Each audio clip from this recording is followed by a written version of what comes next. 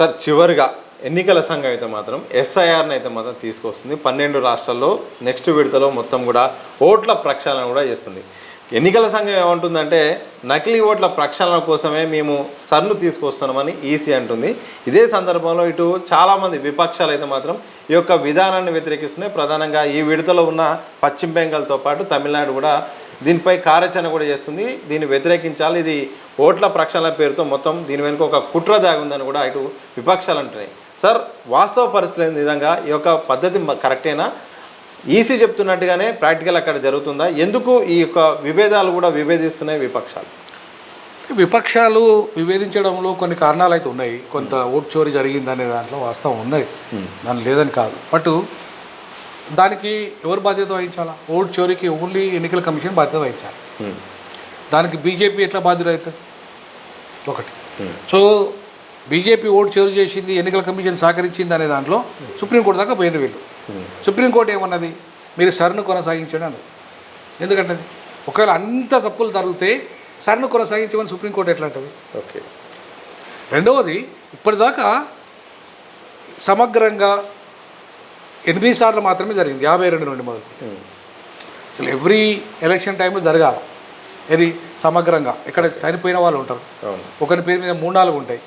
For example, నేనే వరంగల్, నా proper, మేము పుట్టింది మామనూరులో, పెరిగింది మామనూరులో, ఆడొక ఓటు ఉంటుంది నాకు.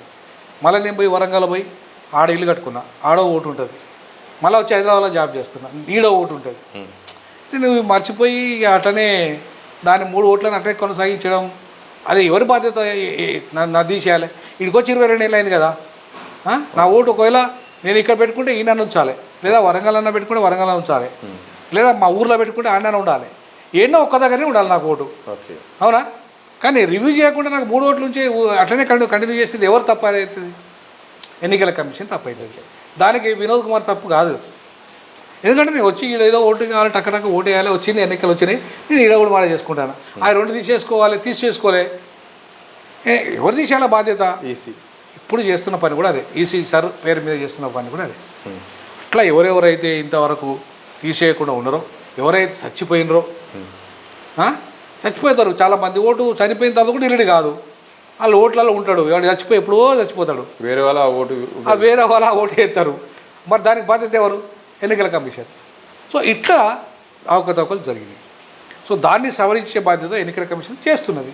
మరి దాన్ని విపక్షాలు ఎందుకు వ్యతిరేకించాలి? ఇప్పుడు చచ్చిపోయిన వాళ్ళను తొలగించాల్సిన బాధ్యత ఉన్నది. 3-4 ఓట్లు, 5 ఓట్లు, 10 ఓట్లు, 20 ఓట్లు, 30 ఓట్లు ఒకరి పేరు మీద ఉన్నా కూడా తొలగించాలి.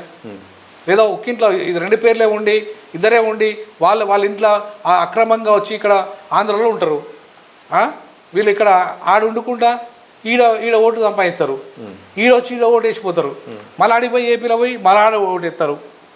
మరి ఆడ 2 దిక్కులు ఎట్లా ఉంటుంది? ఉండద్దు కదా.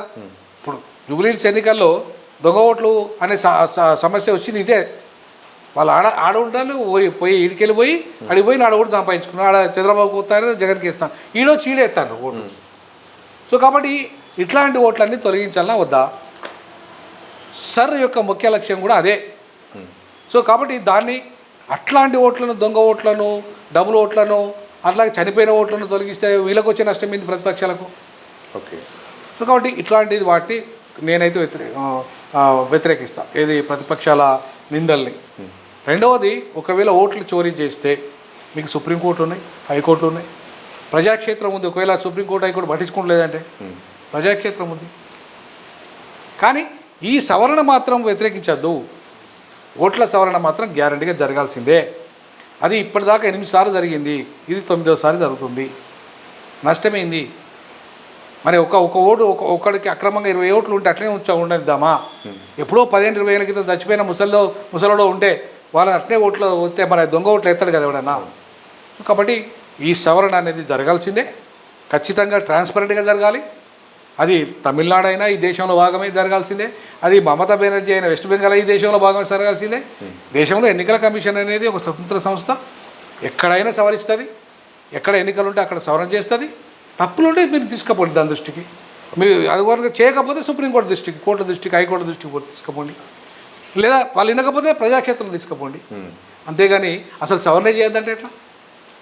తప్పు అది కరెక్ట్ కాదు. సార్ అనేది చేయాల్సిందే.